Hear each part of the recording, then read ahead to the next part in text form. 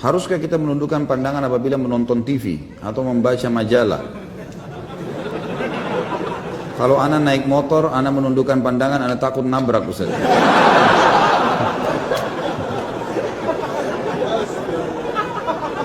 Ini nggak tahu, memang nggak paham bertanya atau iseng bertanya.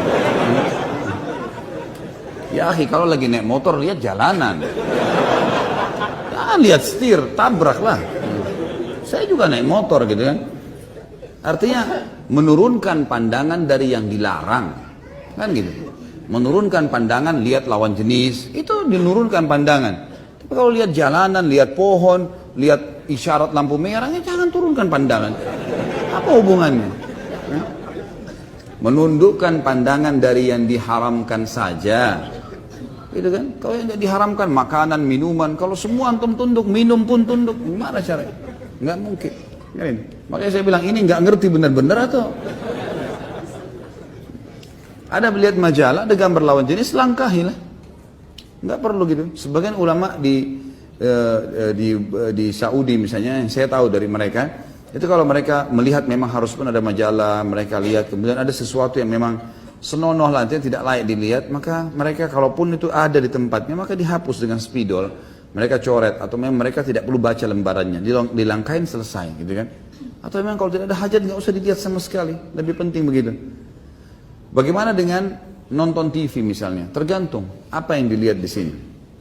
Ulama mengatakan ada hal-hal yang tidak termasuk dalam hal yang dilarang, seperti masalah majelis ilmu.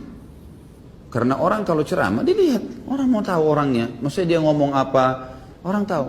Di zaman Nabi SAW, Nabi SAW pernah membaiat para wanita, sahabiat, agar mereka tidak melakukan perbuatan-perbuatan zina dan seterusnya. Itu di hadapan Nabi SAW. Mereka duduk. Terjadi pada pembebasan kota Mekah, terjadi pada beberapa titik lah, ya, beberapa kejadian. Maka Nabi SAW isi pengajian dan memang dilihat. Itu sesuatu yang terjadi gitu, umum. Di kancah peperangan, Nabi SAW seringkali membawa tidak pernah kurang dari 20-30 orang sahabiat di setiap peperangan. Dan ada satu orang wanita namanya kalau tidak salah Rufaidah. Rufaidah ini salah satu perawat dikenal sekali di Madinah. Jadi kalau ada laki-laki pun sakit dirawat oleh perempuan ini. Jadi mereka mengobati luka-luka para mujahidin. Nah ini keadaan-keadaan diistifnakan namanya, dikecualikan. Karena memang Nabi SAW membolehkan itu. Dalam majelis ilmu atau dalam pengobatan itu lain. Sekarang ada perempuan mau melahirkan, tidak ada dokter kecuali laki-laki.